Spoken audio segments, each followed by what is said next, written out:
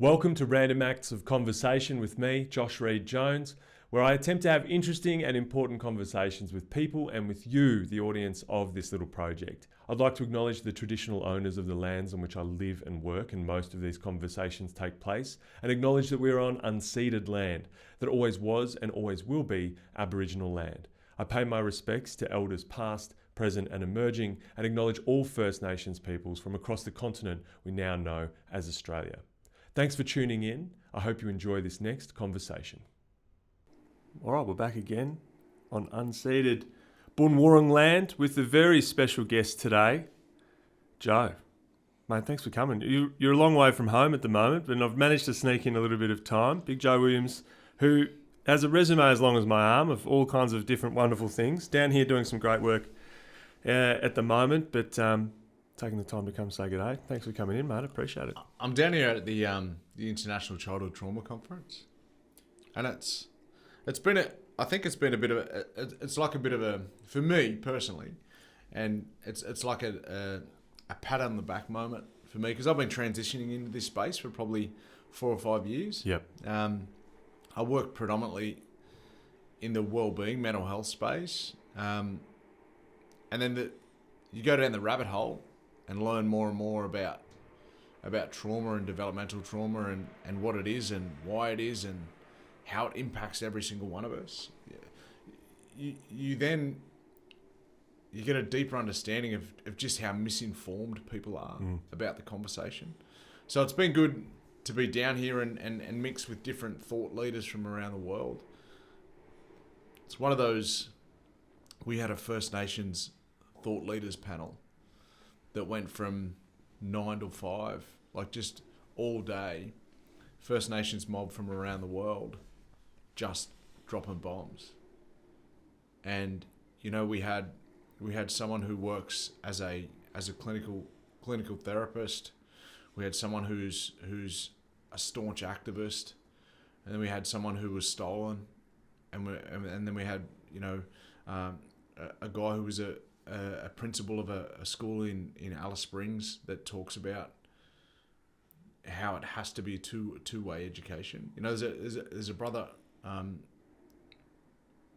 who actually spends quite a lot of time down here in Naarm doing a PhD. Brother Joel Little, he's from the Central Deserts, and he actually sent me a quote last night, and he said, whilst our kids in the kids that he works with in Central Desert, whilst our kids are a long way behind in their numeracy and literacy, actually their language, their literacy knowledge in their own languages is actually falling away because we're concentrating so much on English. Yeah, that was the quote was it was saying that taking the time away from that is not benefiting the English either. That now they're disconnected. Their English outcomes aren't amazing, but also they can't communicate with the complete community as well. Disconnection. Yeah, having complete disconnection because he's saying then that these kids, whilst they're embedding everything that they need within the English curriculum, it's actually taking away their ability to be able to converse with elders and leaders in their community because they're actually falling behind in their knowledge for their own languages that have never been broken in those communities. So it's like there's a lot to be said for the fact that, and I'm on the East Coast, so a lot of us we know words of language. We can't speak fluent language, so we don't understand and can be able to converse with that sort of stuff. And I have so much envy for people who are deeply enriched in their own language that's never been broken. But then we're actually disempowering those people because we're concentrating so much on the English curriculum that they may never leave that community. Yeah. They may never, in the entire generations moving forward, they may never leave that community. Yeah. So why? I don't get it. I wrote a blog a few years ago now when I first spent some time up in Arnhem Land, and it was like we judge these kids on their numeracy and literacy levels based on a language that they learn as a fourth and fifth language. Yeah.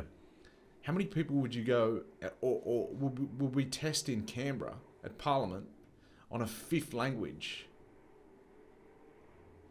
How do you reckon they go? Yeah, absolutely. They'd be super poor. Yeah. So, I just think that there's a real need for the conversation, and the episode on Q&A brought it up the other night, like the need for bilingual education in a lot of these communities. Yeah. And even the communities like the communities on the East Coast, or where I live in the southern parts of the country, whilst we've I won't say lost, but whilst language is important, words are important, our language wasn't lost, it was stolen. Yeah. Right, and it was bashed out of us. So whilst we don't have a great deal of knowledge around language, it is super empowering to learn language. Yeah. And the impact of what it does to the brain and the neuroscience and research around that, of the healing aspects in that, like there's just, the conversation's got to get a hell of a lot louder. There are plenty of countries where learning multiple languages is just par for the course, even European countries where people learn a bunch of languages all at the same time, and we have a weird relationship with learning lots of languages here. It's left a lot to parents of maybe the first, second generation immigrants that are still speaking whatever language at home.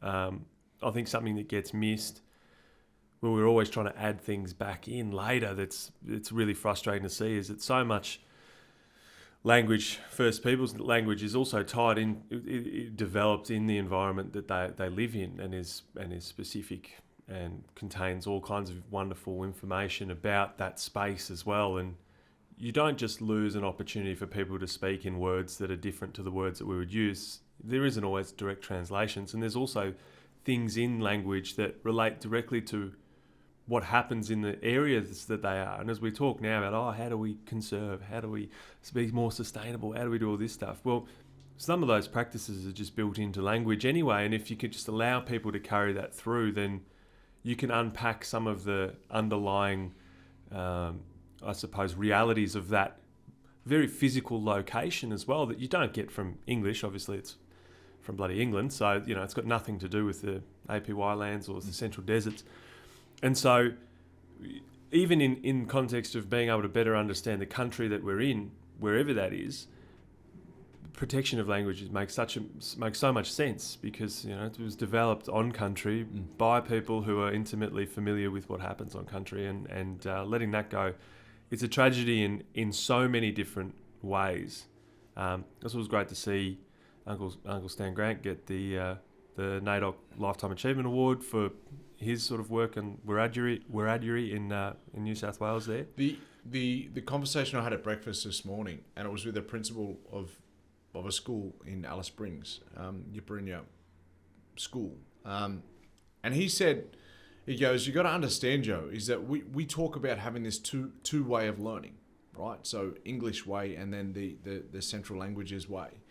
He said, but if we don't have two way of language, or if we don't have two ways of learning, we don't have any ways of learning. Yeah.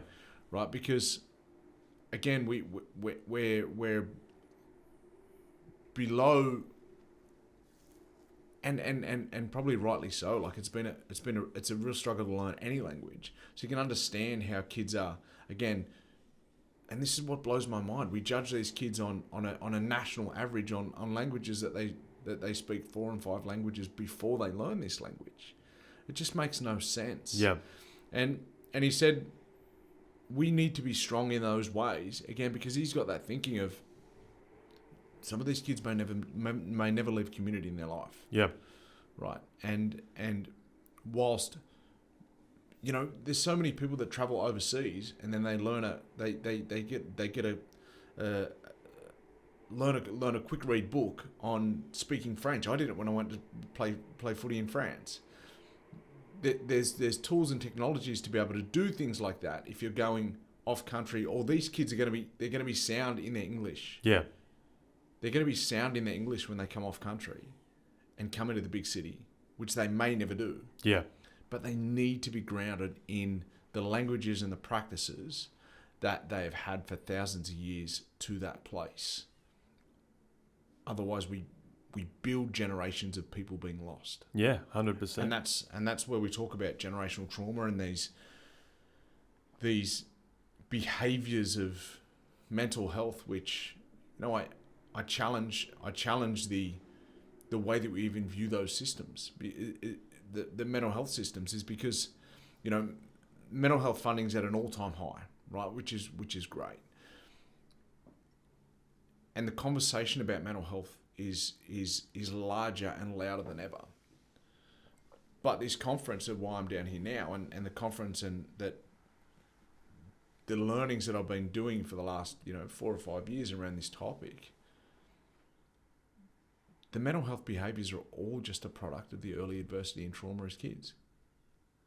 So, is it beneficial to put millions on millions on millions of dollars towards Band-Aids?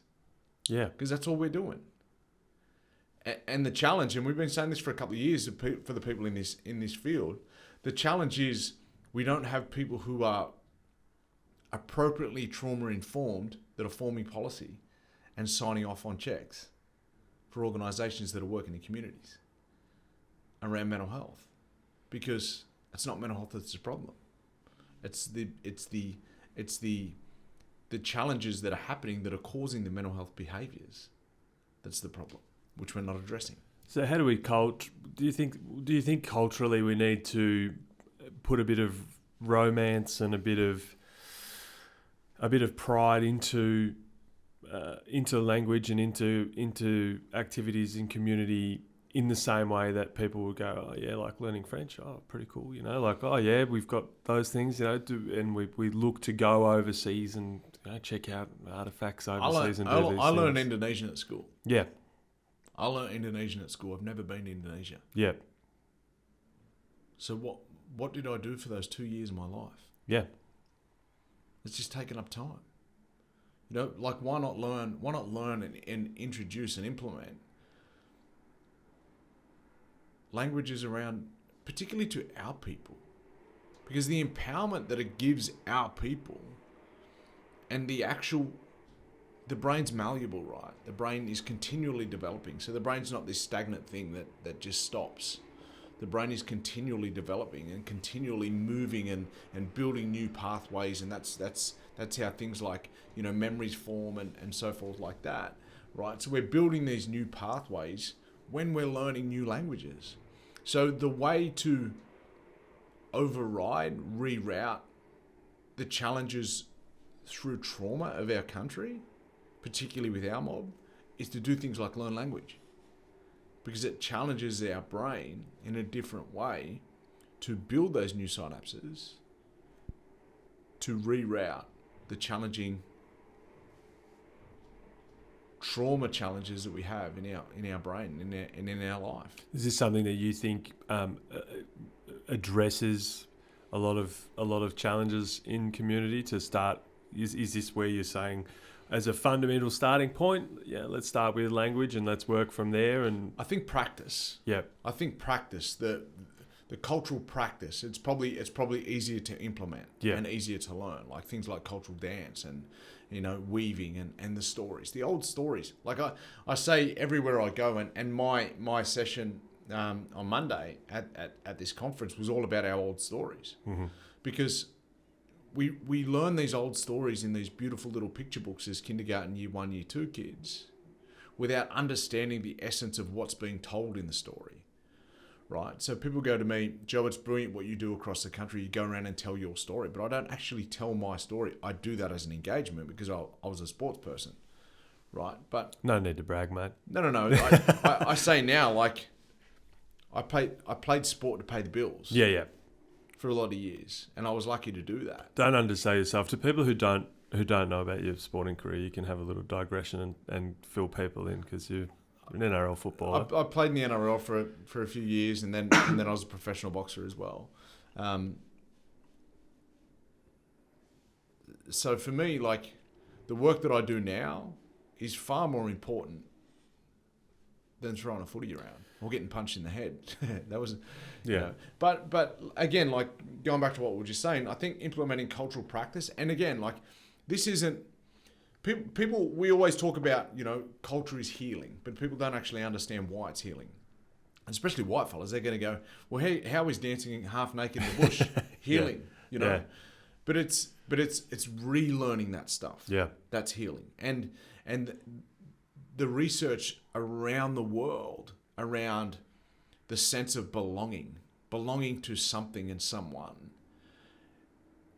The research around that and feeling not obscure from something. Yeah. Right.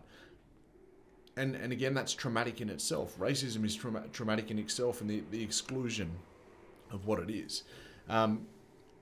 So teaching cultural practice helps to reroute and build new neural pathways in our brain that helps to override trauma. And it connects people. I mean, I've seen people... Connection is belonging. I've seen people say those things, you know, like, why would you do it? In Māori, we have waiata, and it's like you sing to learn, and you sing together, and you dance, and all that kind of stuff. And I've seen people be like, what's the big deal with the half-naked dancing? And then you say, well, what are you guys doing at your Catholic church ceremony, singing hymns and having all your rituals that you've got in that space, and going, oh, yeah, okay, fair enough. That sort of makes sense. But I think one of the things that gets missed a little bit, you know, you talk about, we've got these wonderful stories that maybe come in picture books when we're little, and then... And there's more of them now. Like, even when we were kids, you didn't see First Nations picture books. That wasn't a thing, and it's great. I've got a lovely collection down here.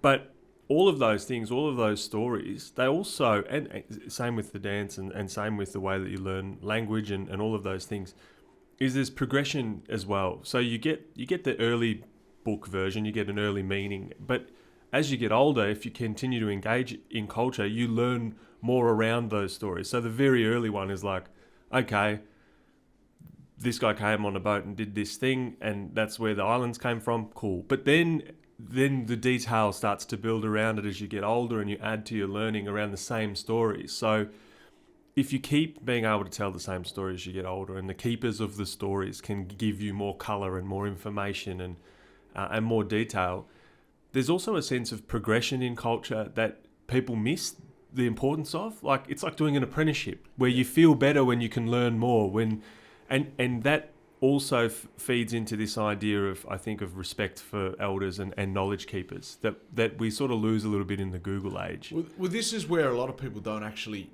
understand the essence of the stories, right? Yeah. And you said it then, you know, you might do your apprenticeship in these early years of your life, but the apprenticeship is the foundation. Yeah.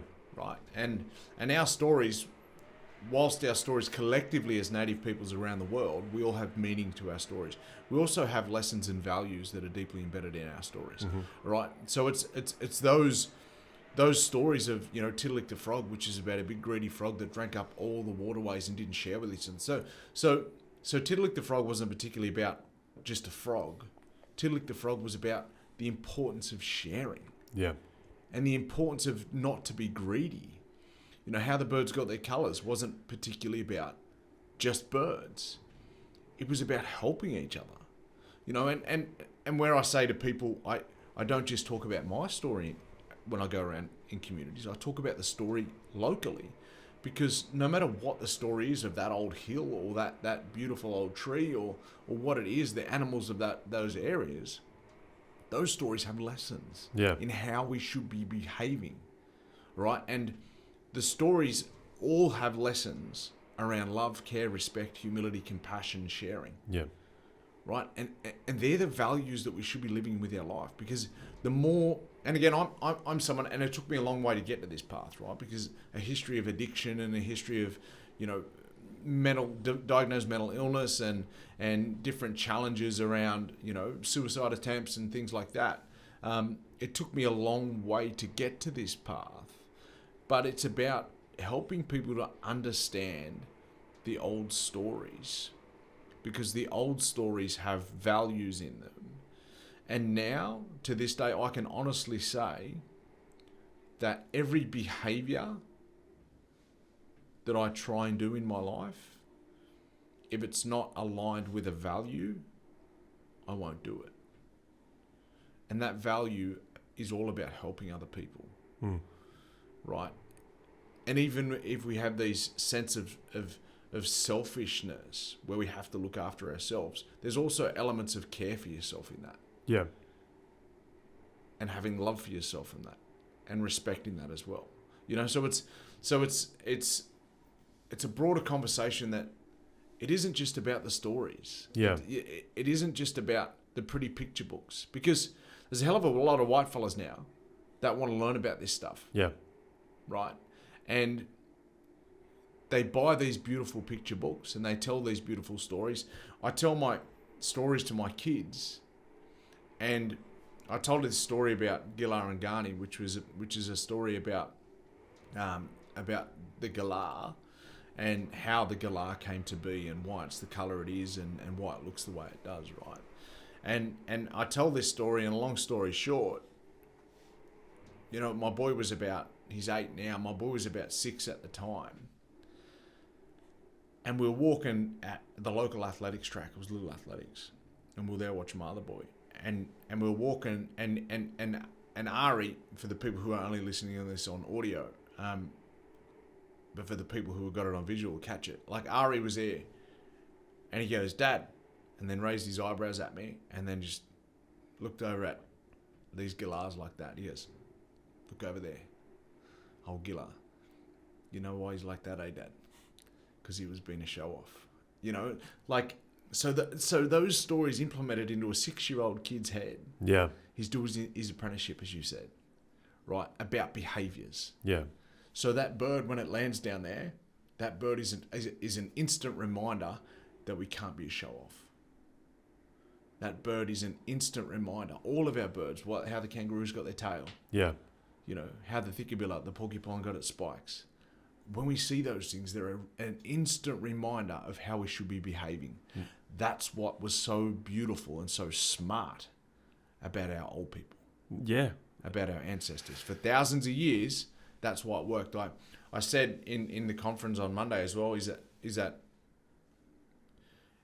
in over 500 separate nation groups of this country and 2,500 different dialects of language, there's no word or meaning for suicide. Right? That's an important point. 2,500 different dialects of language and 500 separate nation groups. There's no word or meaning for suicide. How have we... So if there's no word or meaning for something, then it tells you it wasn't there. If there's no word to describe what it is, it tells you that there was no behaviour associated with that, right? So how have we gone from a people that lived here for 100,000 plus years with 0 suicides to now the highest suicide rates in the world in some age categories? It shows you that what we were doing was working and what we're doing now isn't working.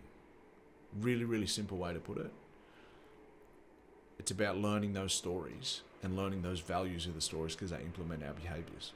I mean, stories, the importance of stories has never been more stark than, I suppose, the last couple of years, where we've had a lot of challenges with data that's come out and said, hey, this is definitely a thing, and people going, don't care, you know, just blunt information, no matter how verified it is not necessarily super great at helping people change their behaviours or their minds or get engaged or believe in something or come together around a vision or care about the same things in the ways that storytelling does. And we see it in First Nations cultures across the world. We see it in religion. We see it in all of these things where they go, listen, it's not even, the facts are, I mean, you'd say contestable, but some of them are blatantly, that's not a thing, you know.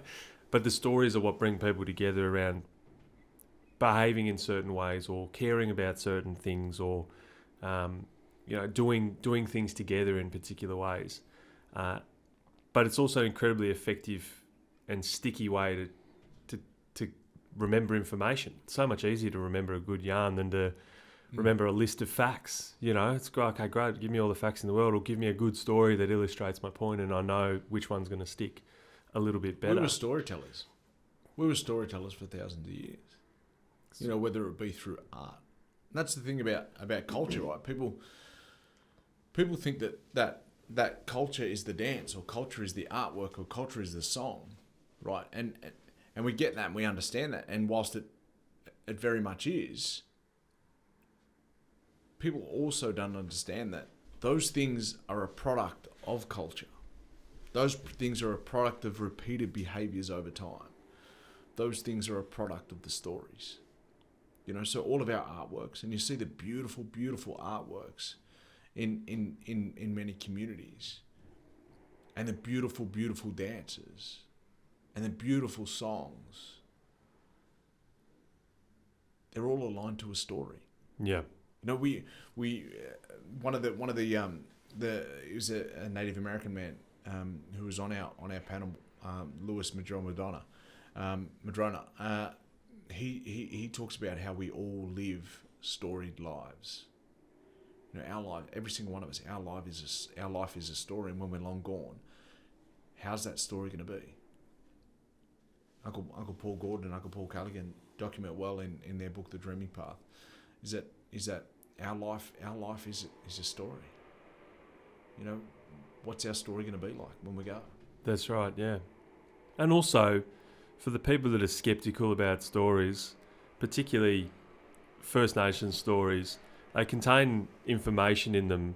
There's people have, I think, the original, one of the original things, like, they're just stories, whatever, like, dismiss it. And that was like the kind of colonial dismissal of what these things were, and it's just... Let's call it what it is. It was white supremacy. Yeah, they're just going, you don't know what you're talking. It's just a silly story. And then you tell the story of the frog, and potentially, and I don't know this particular example, but, you know, you comb the archives and you find a big drought and the river's dried up, and then they're like, well, this is what happened, and we've made a story to explain what's happened, and a story that in aid of a challenging time when the river was a massive drought and the rivers dried up, that we couldn't be selfish. We had to come together. Some selfish bastards drunk the rivers up.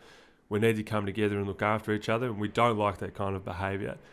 And now they go back in the archives and go, oh yeah, there was a huge drought. It was 25,000 years ago, and it would have cooked everyone for like a generation of people would have just really struggled, and can verify that through modern sort of scientific methods to go, okay, this story is more than just a story. I remember here in Yalukit Willem country, you know, they have stories of walking around out in Port Phillip Bay, and, you know, people are like, you know, ridiculous. What are you talking about? Then they go, oh, actually, yeah, okay. So during the Ice Age, people could walk around there. The water was low. All right, so they've actually just got stories from 25,000 years ago that they wandered from there to there, and that's the old dreaming. And it's not just a story. It also captures things from the historical record and carries them through time.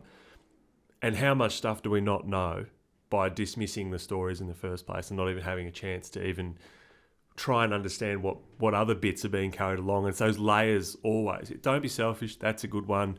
Look after each other, that's a good one. Also, there was a time when we ran out of water and it was horrible, and this is what we did, and some of that's hidden in there somehow, you know. And we've done a disservice to let so many of those wonderful stories from all over the world just sort of fade away, get suppressed, get pushed away, get beaten out of people, get told they can't tell them. And it's putting an importance over one story over the other. That's right, yeah. Right, because let's have a look at the Bible. It's littered with stories. Yeah, it's all stories. You know, and it's what it did, and what this country did, and many countries across the world that had the colonial footprint. You know, it bashed and pushed our stories away. You know, it wasn't silenced. It wasn't lost. The truth about it is that it was flogged out of our country. Yeah. Right. And the fact that happened 230 plus years ago, the fact that these stories still live now, like, is just an absolute testament to the strength and resilience of our old people. You know, and the people who are living those stories today. And the stickiness of those stories. The value of it as a medium of information exchange and teaching is that, if it can persist in those conditions, it's a very good way of doing it, because something poor is not going to last. It's not going to be able to hang in there by whatever thread and by whatever means. What we did worked. Yeah. I always go back to that. Yeah. What we did worked. What we're doing now isn't. And it's a really, really, really simple way of putting it. I think it's 2 documented ice ages in the history of these lands. So, putting it really easy, that the ice eventually melts and there's a lot of water, and then it dries up again, and then it ices again, and then it melts, and it's the constant of the way our climate goes, and it's a very big conversation right now about climate change and those sort of things as well. And I'm not discrediting those conversations, because I believe there's impacts of our environment that are causing things to be a challenge to our environment, right? But if you look at that story, that historic story for thousands of years, it's what it's always done. Yeah. It just hasn't done it at the speed that we're doing it. Yeah, that's because right. of what we're doing. Yeah. So climate change is very much a real thing. It happened forever. But when you see the change, and it's too quick for the stories to change, too quick for people to come around, and if you've got more time, your stories adjust. That's where the devastation in the country happens. Yeah. In the land, in the landscape, it happens. That's where the devastation happens, is because it's happening too fast. Yeah. It's not happening at a natural progressive moment.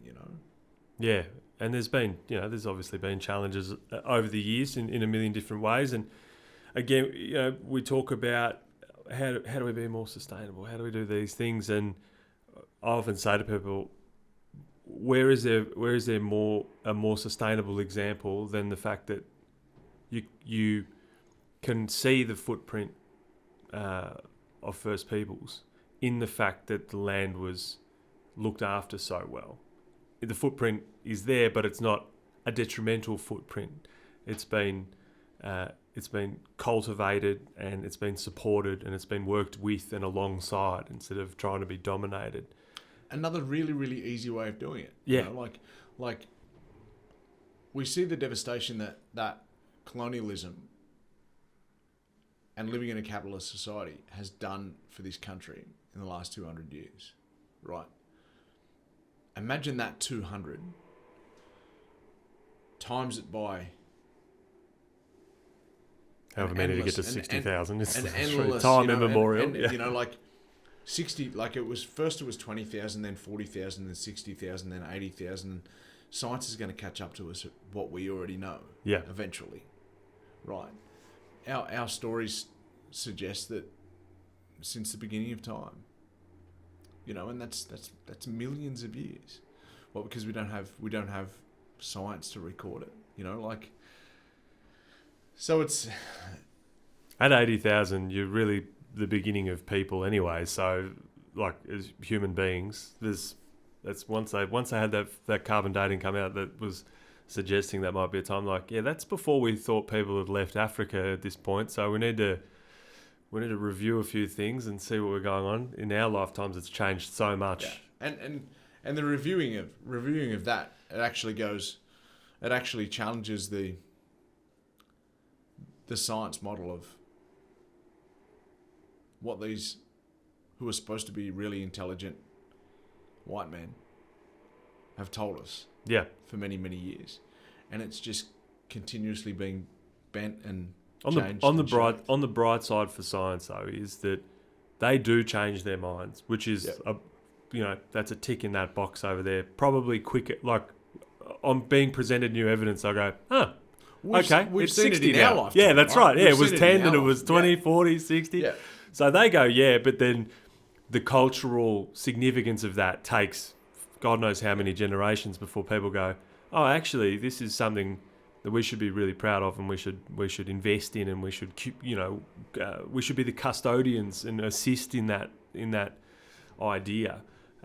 We don't do a great job of it. It's about getting into the broader community. How do you think we do that? How do you think we engage people and support mob, give people the opportunity to engage with culture and keep language and learn language, but also bring in other people wherever they are, and not just limited to this continent, but everywhere, into the idea that here are things that are worth keeping, and here are traditions and values and principles that are worth preserving.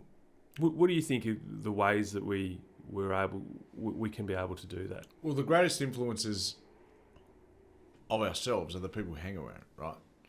So, and that's only evidential in the last election. Mm-hmm. You know, like, so the change happens, and people start to talk a different narrative. And then when they talk a different narrative, people start to learn about it. And I always say the dinosaurs are dying. You know, the older people in our communities are starting to die off, and they're historically truth telling of what it is. They're the ones that were judgmental of people of colour and you know weren't accepting of new ways. You know, but the newer I have a great deal of admiration for our younger community and their willingness to sit in those uncomfortable places and question and challenge things. So, you know, I always say, influence your circle, right? Because how we get that to the broader community, and let's again tell what it is. We make up 3% of the population. So there's a very small minority in that part of that 3% that actually believe different things as well, right? So predominantly, a lot of us, we already know what we're like, you know, what we're trying to say, and how do we influence that? If we hang around our mob, then we're telling the same stories to the same people, and it's just going around in a circle, right? So, and then there's people that the conversation is a little bit more palatable because of their light colour of skin, right? So I always say, white people listen to white people. You know, like it's that easy of what it is, and even I'm more palatable than some of my darker brothers and sisters if we sit in the same rooms and I can speak in longer words and articulate conversations, you know. And again, that's just about being able to walk two worlds. So what we need to do is influence our circles, whatever that circle may look like, whoever your friends are. You know, start to influence those people, infiltrate into those circles and start to influence. And I think, you know, evidence again of that is that one of my closest mates, and we went out last night and caught up, is that her and I used to butt heads massively online because of her teaching and her learning and her conditioning. But when you start to understand why people are the way they are, not what they are, why they are the way they are, it starts to tell a different story, you know. And when you start to understand that, and again, like everyone who talks about change within our communities, why we want these changes, we don't do it because we want it to be shit for everyone. Like, we want it because we've been going through bad experiences or negative experiences for 200 years. We don't want those anymore. And we don't want other people to have those. That's why we talk about, you know, we always say the angry black person, right? But it's a challenging and tiring conversation when it's constantly, you know, like, I think we're also entitled to be a little bit angry and upset. Like, the fact that we only want recognition in some circles rather than revenge speaks a hell of a lot about us. Because what happened to us and what happened to our grandmothers and our great-grandmothers and our great-grandfathers, you know. Auntie Judy Atkinson, she talks about, and you know, there's a big study coming out of the University of Melbourne at the moment. She talks a lot about, you know, trauma and in this space of trauma, but what we don't talk about enough is the massacres, right?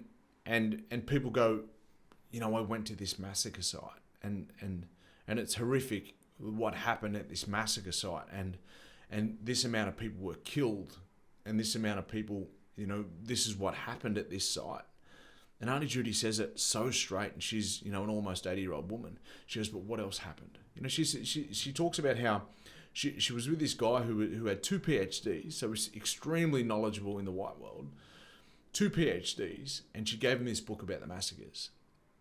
And he said, Judy, what happened here? She said, well, you read the book. Tell me what happened. And he's like, well, there was massacres here. And she goes, yeah, but what else happened?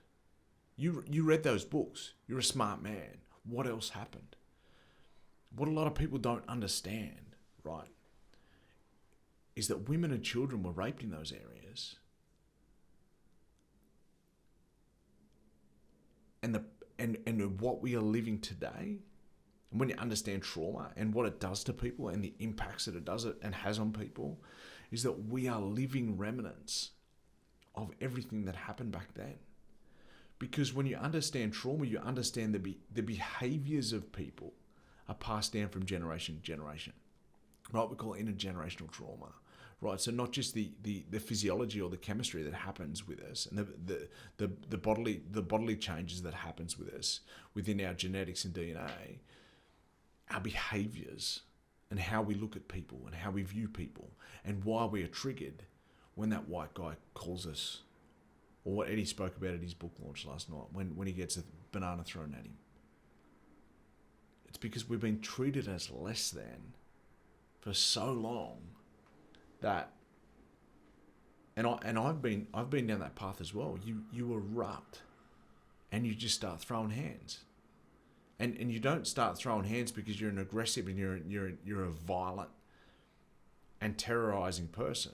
You throw hands because you are sick and tired of feeling like this. And that's your only escape. That's what trauma is. Right? So all of the negative behaviors in our communities, all of the negative behaviors, black, white, green, I don't care who the people are a product of trauma. That's the conversation we're going to be having, and that's the conversation that we need to do. We heard a comment the other night on Q&A, like around violence in communities, and very much that's there without doubt is violence in our communities and challenges around that.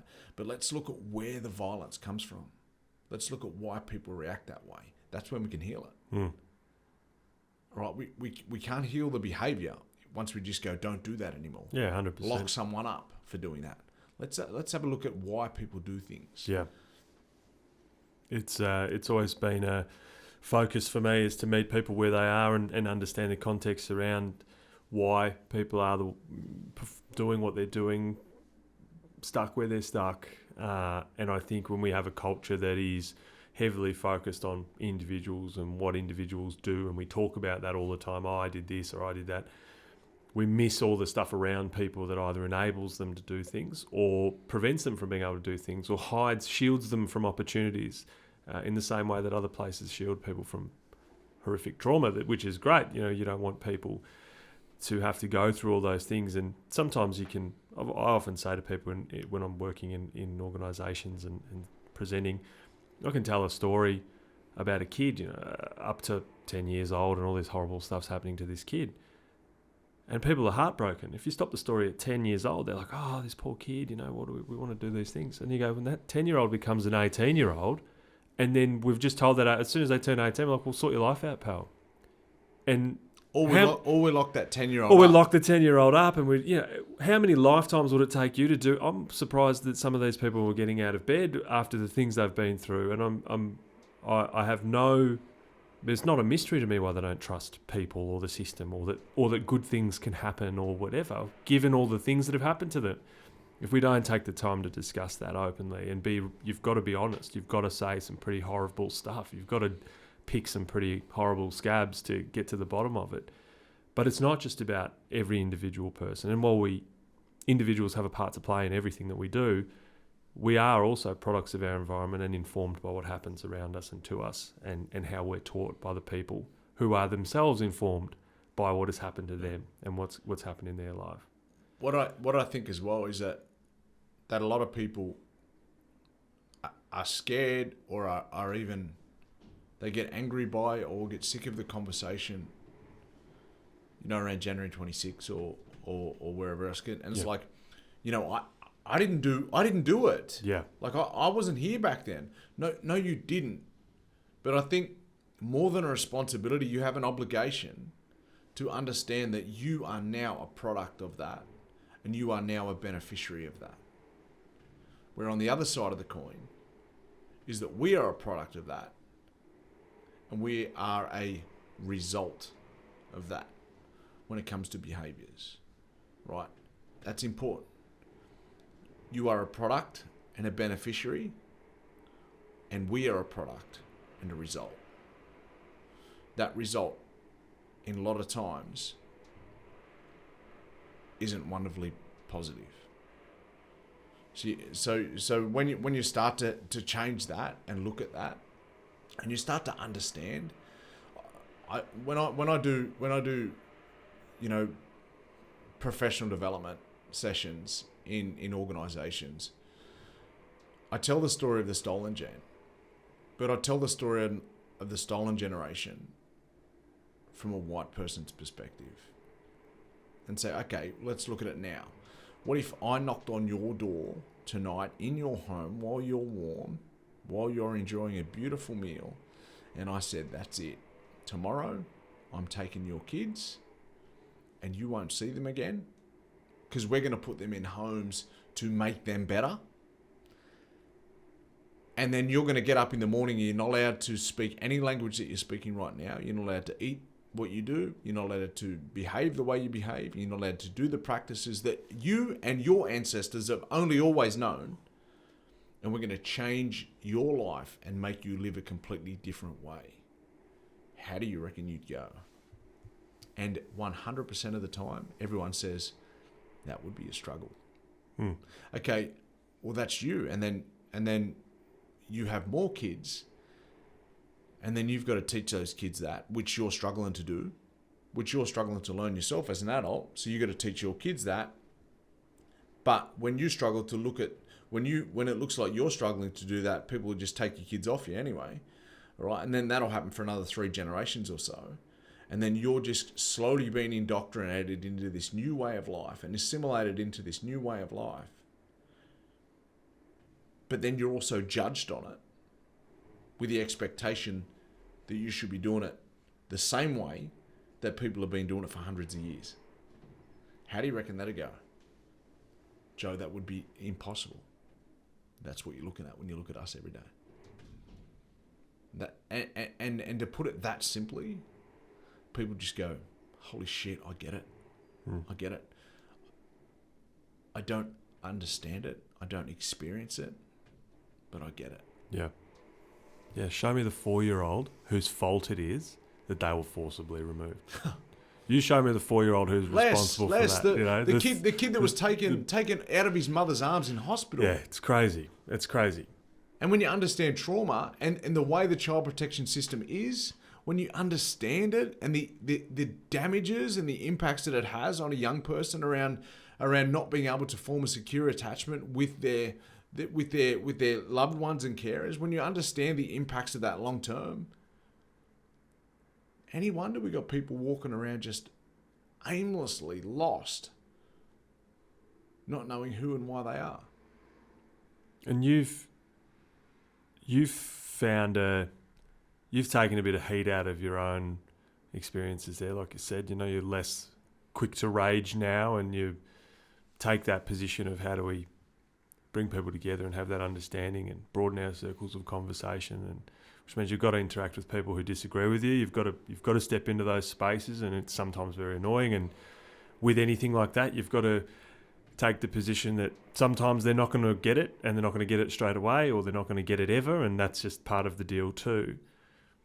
How much has, in your personal development, because you've also gone through the journey of your own mental health diagnosis and also sobriety, how much of that has helped you to be able to do those, to have those kinds of conversations, to be able to enter those spaces and go, right, I'm not in here to rage. I'm I'm angry, but I'm focused, and I'm angry, and I think together is better. It's that coming together. I'm not in here to just pick fights and be right and tell everyone they suck all the time, but we're also here to make some change and to manage your own well-being and emotional state through that. How important has that other mental health support and that learning about trauma and that sobriety been in that journey? You wouldn't have picked it up, but what I just did then, and I corrected myself because we're having that conversation, right, about, you're an emotionally intelligent person, Joe. You understand. I'm someone who questions things. I'm super curious about, right? So as you were saying that, my immediate response was, I sat up in my stool and I crossed my arms. I sat up in my stool and I crossed my arms, but as I went to do it, I understood what I was doing, and I was because in my mind it was like I was going to that angry place. I was going to that protected place. Anger is just protection, right? I was going to that protected place. So I went like this, and then I went, no, Joe, you don't need to. That's all right. And that's the benefits of my mental illness, right? Or what's diagnosed as my mental illness is that my mind works so fast. And it was a conversation with Marcy Langton, and she said, because so many people say to me, Joe, when you're in these arguments, when you're on a live TV panel, when you're challenged with these conversations, you look so calm. You must be extremely aware of your emotions. And along with my illness, bipolar disorder, when I'm extremely manic, everything goes so fast. All right, when I'm struggling with the conversation inside of my head, everything's fast. No matter what it is, whether I'm high or whether I'm low, everything's fast, right? And when I'm sitting on those panels and all these questions are coming at me, I'm having 4 or 5 conversations with people in my head, so I can decipher what I'm actually going to say and how I'm going to do it. So when I went to cross my arms in that moment of protection, Joe, here, go into protection mode. No, that little voice also said to me, you don't need to go there, brother. You don't need to go to. You're not in a dangerous place, Joe. No, mate, it's safe here. Right. I got you, bro. And that's what people don't understand is that all of these behaviors are just defense mechanisms to protect that little person that lives inside their head, which is all a product of who we were as a kid. Not that I was unsafe, right? But those conversations that we have. So what I did immediately then, I'm someone who's extremely aware of how I feel, and it happened all within an instant. But I could regulate myself in that instant. And Marcia Langton, she said to me, she said, my dear, that isn't an illness, that's a gift. We're going to reframe what we see as, again, the Western model of what's illness and what's not. So I have these, going back to what the question was 10 minutes ago, I have these challenging conversations with people all the time, and because of that dialogue in my head, and I can decipher how I should be feeling, how my body language is, what I should be doing, whether I'm tense, whether I'm not. I can have all these conversations all within an instant in my mind and regulate myself, right? And because I'm someone who's, lucky to be a little bit smart and articulate when I'm having these conversations. Great head of hair, fantastic head of hair. I was actually hesitant about putting the headphones on. Wreck the hand. There's no mirrors here, so. But all in an instant. And it wasn't always like that. Yeah. And again, the more you understand about trauma, the more you understand about the human brain and that all of that happens within an instant as something that happened thousands and thousands and thousands and if not millions of years ago of human evolution. Those voices, those responses, that fight or flight system, that response is all a response to some type of survival, right? So it all happens within an instant, and if we can be aware of what those reactions are, then we can be more aware of our emotions, and when we're aware of our emotions, we won't respond and react. Have you found that those changes in your life have helped with that awareness, like clear it up a little bit, not so cloudy? You've got a little bit more maybe control over it or I'm sober as well. Yeah, exactly. That's 17 my point. years. Yeah, that's my point. 17 years, you know. It's a little bit different. Yeah, 17 years of that, where once upon a time it wouldn't have been like that. Because you've got to have seen as well that, and in my work with at-risk kids, which have been almost 20 years of working with at-risk youth who've been in all kinds of circumstances, as someone who been through those moments myself as a kid and never was fortunate enough to never do or get caught or do anything that set me up for failure for the rest of my life. That had such a detrimental, massive impact. You would see it with mob. They go, angry 16-year-old does something and just gets in a disproportionate amount of trouble for it, and then they go, well, what a travesty for the potential of that person. And you've been a person who can go, big strong lad, doesn't mind throwing hands, carrying a bit on his shoulders. Maybe you throw in some drinking, you throw in a bit of frustration, you throw in like challenges of life, and all of a sudden you've managed to navigate that period of time without doing anything that's ruined your life or set you up terribly for the whole future. But do you consider that a bit of a missed bus? Like, thank goodness that I got that clarity, that I made those good decisions, and that I was able to sort of get that space to be able to regulate myself. Hindsight's a beautiful thing, right? Hindsight's a wonderful thing, and what we need to understand is that anyone, absolutely anyone who is addicted to substance is just trying to want to run away from some type of pain, right? And then it becomes a challenge in their life and overcomes their behaviours, right? But essentially at the root cause of it, it's pain. So why I said hindsight's a beautiful thing is because I used alcohol and drugs for so many years to silence what was happening inside my head, right? And again, if we take the time to just see people through a different lens of what that is, and if people take the time to have a look at themselves and think, is that what I'm doing? Yeah. So many people say to me, I don't have a drinking problem. I say, okay, stop drinking, and then see if you do have a drinking problem. Because we actually look at alcohol and drugs as two separate things, because the story of alcohol in this country is so common. Yeah. It's such a normalized behavior. But documented according to risk and outcomes and the damage that it does in community, documented as the most challenging drug in Australia is alcohol. Yeah. Yet it's in, I would say, a large majority of households, and normalised by our kids getting us a beer. Yeah. Go to the fridge and get dad a beer. What's the big issue? I'm just having a few beers. Well, the big issue is that you come home and smash the joint up. Yeah. That's what the big issue is. And what you're actually doing then is the noise that's causing is triggering our kids to go into a traumatic state of disassociation. And that traumatic state of disassociation, repeated over time, forms the behaviours of bringing in things like alcohol and drugs into our lives. Alcohol and other drugs into our lives as a form of disassociation. So where does it start? It starts with our behaviours and what we do and what we normalise to our young people.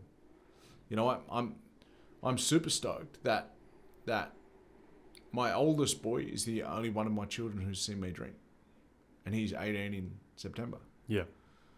And when I mean seen me drink, I mean drinking in his presence as an 8, 9, 10-month-old kid. Yeah. But even the impacts of that, and the impacts of, things that come along with that, I had separations in my life around families and marriage breakdowns and things like that, because there's a hell of a lot of people, and this is a conversation that's not loud enough either. There's a hell of a lot of people who are in relationships because it's comfortable. Yet if they get sober, they realise they actually don't like that person. It's actually not someone I'm attracted to. The only reason I was attracted to that person is because we had something in common. Yeah. And that was, disassociating ourselves from our true self. So one of the things around being, the journey of sobriety, almost 17 years now, is clarity.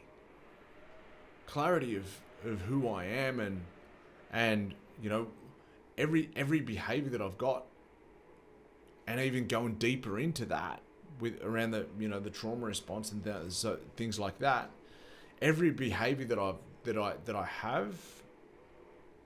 have control over. I may not have control for that slight instance. But you're paying attention. But you can grab the it. attention's there and the clarity's there because I don't have alcohol and drugs in my system to then be able to go, no, this isn't right. And then it might react in my nervous system and I start shaking. Yeah. Right? That anger that when we shake, it's like some people black out when they're angry. And I get that because that's that disassociation place that they go to as a form of survival. Yeah. So when people understand that and understand that the conversations even around anxiety and depression and the on and off switch that we have with our fight and flight system, our response system in our brain, what was once an adaptive system of survival has become maladaptive and is forming things like anxiety. Yeah.